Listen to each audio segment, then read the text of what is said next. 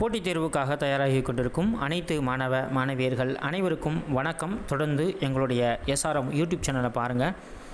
பிடிச்சிருந்தா லைக் பண்ணுங்கள், ஷேர் பண்ணுங்கள். மறக்காமல் பக்கத்தில் இருக்க பெல் ஐக்கானை கிளிக் பண்ணி வச்சுக்கிட்டிங்கன்னா நாங்கள் போடக்கூடிய வீடியோவாக இருக்கட்டும் ஆடியோவாக இருக்கட்டும் தொடர்ச்சியாக வரும் என்பதை தெரிவித்துக் கொள்கிறேன். போன ஆடியோவில் ஒரு வினா கேட்டிருந்தேன். அதற்கு நிறைய பேர் ரொம்ப சூப்பராக அருமையாக பதில் சொல்லியிருந்தீங்க. பதிலளித்த அனைவருக்கும் வாழ்த்துக்கள். இப்பொழுது அதற்கான விடைகளை நாம் பார்க்க போகிறோம். இந்திய அரசியலமைப்பு சட்டத்திருத்தத்தில் மிக சிறிய அரசியலமைப்பு சட்டத்திருத்தம் எது? அதாவது மினி கான்ஸ்டியூஷன் அப்படின்னு சொல்லுவாங்க. அது எதுன்னு பார்த்தீங்கன்னா விடை 42வது சட்டத்திருத்தம் என்பதுதான் சரியான பதில். கமெண்ட்ஸில் சொன்ன அனைவருக்கும் வாழ்த்துக்கள். இன்றைக்கி நம்ம பார்க்க இருப்பது இந்த வீடியோவில் நடப்பு நிகழ்வு பற்றி ஒரு 30 வினாக்கள் கொண்டு வந்திருக்கேன். ஸோ மறக்காமல் கடைசி வரைக்கும் பாருங்கள். பார்த்துட்டு உங்களுடைய கமெண்ட்ஸையும் சொல்லுங்கள். கேள்வி எண் 1. 2027ஆம் ஆண்டு மக்கள் தொகை கணக்கெடுப்பிற்கு இந்தியாவால் அறிமுகம் செய்த இலவச அழைப்பு எண் எது? விடை 1855. 2027ஆம் ஆண்டு மக்கள் தொகை கணக்கெடுப்பிற்கு இந்தியாவால் அறிமுகம் செய்யப்பட்ட இலவச அழைப்பு எண் எது? விடை 1855. Question number 2. நிதி ஆயோக்காவின் முதல் துணைத் தலைவர் யார்? விடை அரவிந்த் பனகாரியா. நிதி ஆயோக்காவின் முதல் துணைத் தலைவர் யார்? விடை அரவிந்த் பனகாரியா. Question number 3. புதுச்சேரியில் நடைபெற்ற 16வது சட்டசபை தேர்தலில் முதல்வர் ரங்கசாமி எத்தனையாவது முறையாக முதல்வராக பதவியேற்கிறார்? விடை 5வது முறை. புதுச்சேரியில் நடைபெற்ற 16வது சட்டசபை தேர்தலில் முதல்வர் ரங்கசாமி எத்தனையாவது முறையாக முதல்வராக பதவி ஏற்கிறார்? விடை 5வது முறையாக. அடுத்து கொஷின் நம்பர் 4. அசோக்குமார் லகரி நிதி ஆயோக்காவின் எத்தனையாவது துணைத் தலைவராக தேர்ந்தெடுக்கப்பட்டார்? விடை 4. அசோக்குமார் லகரி நிதி ஆயோக்காவின் எத்தனையாவது துணைத் தலைவராக தேர்வு செய்யப்பட்டார்? விடை 4. Question number 5. 2026ஆம் ஆண்டு நடைபெற்ற சட்டசபை தேர்தலில் நோட்டா பெற்ற வாக்குகளின் எண்ணிக்கை? விடை 1,99,801 வாக்குகள். 2026ஆம் ஆண்டு நடைபெற்ற சட்டசபை தேர்தலில் நோட்டா பெற்ற வாக்குகளின் எண்ணிக்கை? விடை 1,99,801 வாக்குகள். அடுத்து கொஷின் நம்பர் 6. உயர்நீதிமன்றத்தில் அனுமதிக்கப்பட்ட நீதிபதிகளின் எண்ணிக்கை? விடை 75. உயர்நீதிமன்றத்தில் அனுமதிக்கப்பட்ட நீதிபதிகளின் எண்ணிக்கை? விடை 75. Question number 6. Question number 7. அடுத்து காவிரி மேலாண்மை ஆணையம் அமைக்கப்பட்ட ஆண்டு? விடை 2018. காவிரி மேலாண்மை ஆணையம் அமைக்கப்பட்ட ஆண்டு? விடை 2018. அடுத்த வினாவை பார்க்க போகிறோம். Question number 8. அரசியல் சட்டத்தை திருத்தும் மசோதாவிற்கு தேவையான ஆதாரம் என்ன? விடை 2/3 பங்கு. நல்லா பாருங்கள். அரசியல் சட்டத்தை திருத்தும் மசோதாவிற்கு தேவையான ஆதரவு என்ன? விடை பார்த்திங்கன்னா 2/3 பங்கு தேவை. ஓகே, அடுத்த கொஷின் பார்க்கலாம். Question number 9. ஷாங்காய் ஒத்துழைப்பு மாநாடு 2026ஆம் ஆண்டில் நடத்திய நாடு எது? விடை கிர்கிஸ்தான்.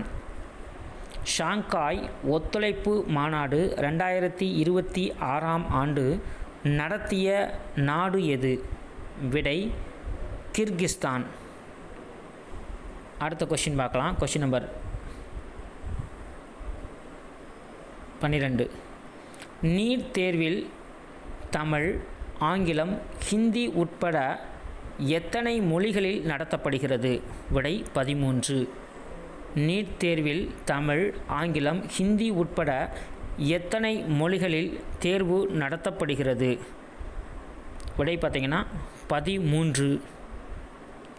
ஓகே, அடுத்த கொஷின் நம்பர் பார்க்கலாம். அடுத்து 11 கொஷின். ஒரு குழந்தை பிறக்கும் பொழுது அந்த குழந்தையின் பெயரில் 108 மரங்கள் நடும் திட்டத்தை அறிமுகம் செய்த மாநிலம் எது? விடை சிக்கிம்.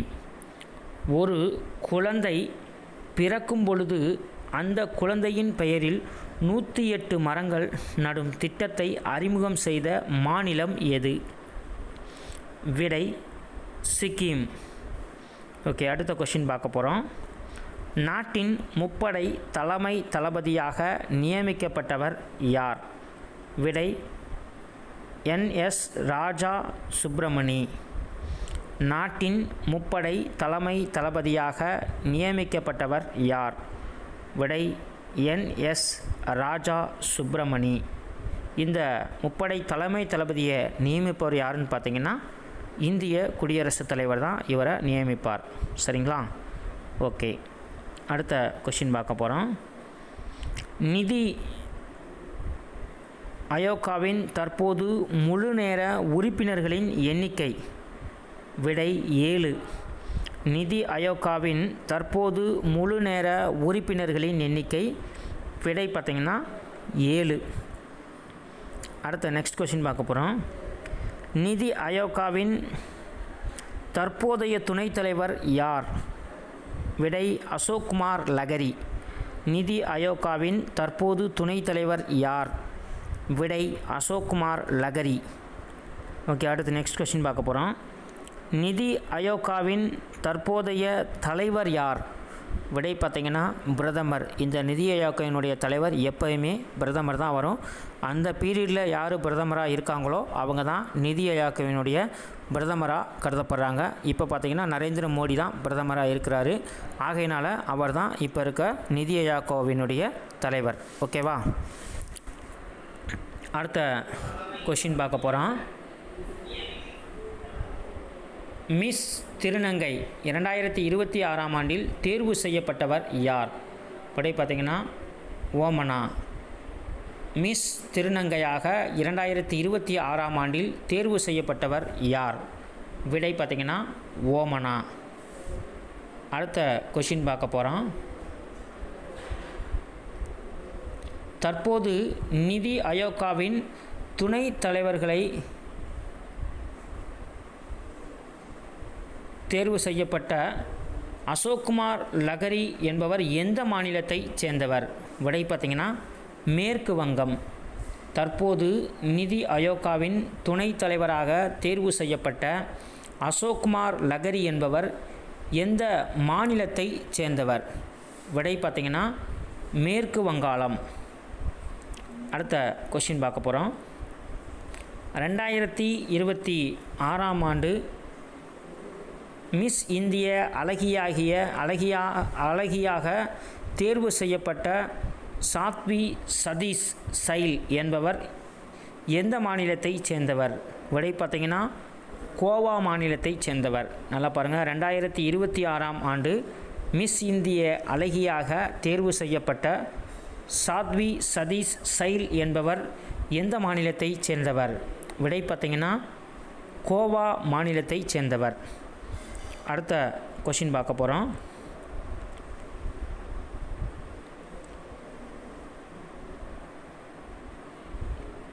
தமிழகத்தின் முதல் பெண் தலைமை தேர்தல் அதிகாரியாக பணியாற்றும் அர்ச்சனா பட்நாயக் என்பவர் தமிழகத்தின் எத்தனையாவது தேர்தல் அதிகாரியாக தேர்வு செய்யப்பட்டார்? விடை 30. தமிழகத்தின் முதல் பெண் தலைமை தேர்தல் அதிகாரியாக தேர்வு செய்யப்பட்ட அர்ச்சனா பட்நாயக் என்பவர் தமிழகத்தின் எத்தனையாவது தேர்தல் அதிகாரி ஆவார்? விடை பார்த்திங்கன்னா 30வது தேர்தல் அதிகாரி. ஓகே, அடுத்த கொஷின் பார்க்க போகிறோம். பெண்களுக்கு முதலில் வாக்களிக்கும் உரிமை வழங்கிய மாகாணம் எது?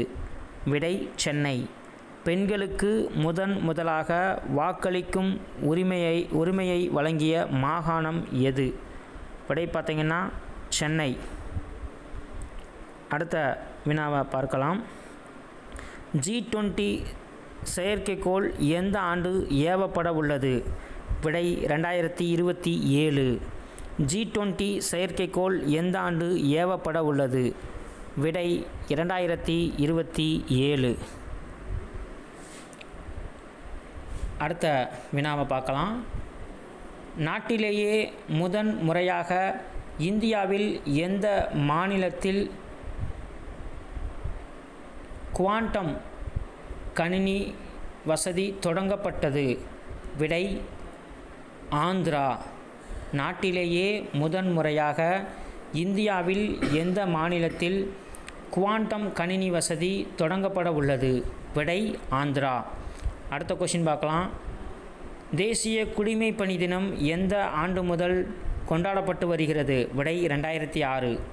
தேசிய குடிமைப்பணி தினம் எந்த ஆண்டு முதல் கொண்டாடப்பட்டு வருகிறது? விடை 2006. அடுத்த வினாவை பார்க்கலாம். ஈரான் நாட்டின் தலைநகரம் எது? விடை தெஹ்ரான். ஈரான் நாட்டின் தலைநகரம் எது? விடை தெஹ்ரான். அடுத்த வினாவை பார்க்கலாம்.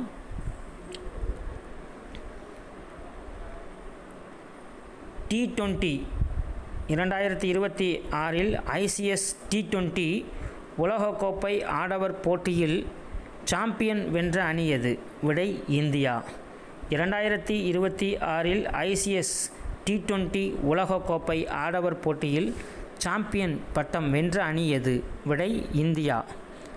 அடுத்த வினாவை பார்க்கலாம். ஈரான் நாட்டின் கரன்சி எது? விடை ஈரானிய ரியால். ஈரான் நாட்டின் கரன்சி எது? விடை ஈரானிய ரியால். அடுத்த வினாவை பார்க்கலாம். பகுஜன் சமாஜ் கட்சியை நிறுவியவர் யார்? விடை கன்சிராம். பகுஜன் சமாஜ் கட்சியை நிறுவியவர் யார்? விடை பார்த்திங்கன்னா கன்சிராம். அடுத்த கொஷின் பார்க்கலாம்.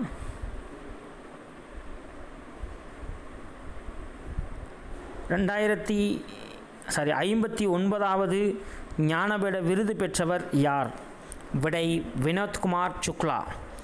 59வது ஞானபீட விருது பெற்றவர் யார்? விடை வினோத்குமார் சுக்லா. அடுத்த கொஷின் பார்க்கலாம். நிதி ஆயோக்காவின் துணைத் தலைவர்களை காலவரிசைப்படுத்தி எழுதுக. விடை பார்த்திங்கன்னா அரவிந்த் பனகாரியா, ராஜீவ் குமார், சுமன் பேரி, அசோக் குமார் லகரி. நல்லா பாருங்கள். நிதி ஆயோக்காவின் துணைத் தலைவர்களை காலவரிசைப்படுத்தி எழுதுக. விடை பார்த்திங்கன்னா அரவிந்த் பனகாரியா, ராஜீவ் குமார், சுமன் பேரி, அசோக் குமார் லகரி. இதுதான் ஆர்டர் படி பார்த்துக்குங்க. ஸோ கவனமாக இதெல்லாம் கேட்குறதுக்கான வாய்ப்பு இருக்குது. சரியா? ஓகே. அடுத்து ஃபைனல் கொஷின் பார்க்க போகிறோம். பொறுத்துக. இங்கிட்டு பார்த்தீங்கன்னா சட்டமன்ற தொகுதிகள் கொடுத்துருக்காங்க. மேற்கு வங்கம். விடை பார்த்திங்கன்னா 294. அசாம். விடை பார்த்திங்கன்னா 126. தமிழ்நாடு. விடை பார்த்திங்கன்னா 234. புதுச்சேரி. விடை பார்த்திங்கன்னா 30. பொறுத்துக. இங்கிட்டு சட்டமன்ற தொகுதிகள். மேற்கு வங்காளம் பார்த்திங்கன்னா 294. அசாம் பார்த்திங்கன்னா 126. தமிழ்நாடு பார்த்திங்கன்னா 234. புதுச்சேரி பார்த்திங்கன்னா 30. சரியா? இது அந்தந்த கொஷினுக்கு நேராகவே ஆன்சர் கொடுத்துருக்கேன். ஸோ நண்பர்களாகி நீங்கள் இந்த வீடியோவை முழுமையாக பார்த்துருப்பீங்கன்னு நினைக்கிறேன். ஸோ நண்பர்களே, நீங்கள் மறக்காமல் உங்களுடைய கமெண்ட்ஸையும் உங்களுடைய சப்போர்ட்டையும் தெரிவிங்க. அதே போல் நாங்கள் கேட்டிருக்க கேள்விக்கு மறக்காமல் பதிலளிக்க முயற்சி பண்ணுங்கள். இன்றைக்கி உங்களுக்கான ஒரு கேள்வி கேட்க போகிறேன். ஸோ அடுத்த வீடியோ போடும்போது அந்த கேள்விக்கு ஆன்சர் கொடுக்கப்படும் என்பதை நான் தெரிவித்துக் கொள்கிறேன். இப்பொழுது நம்ம கேள்வியை பார்க்க போகிறோம். சரிங்களா? நோட்டா என்பதற்கு சரியான விரிவாக்கம் தருக. நோட்டாவுக்கு சரியான விரிவாக்கம் சொல்லுங்கள். அதே போல் நோட்டா வந்து எந்த வருஷம் இந்தியா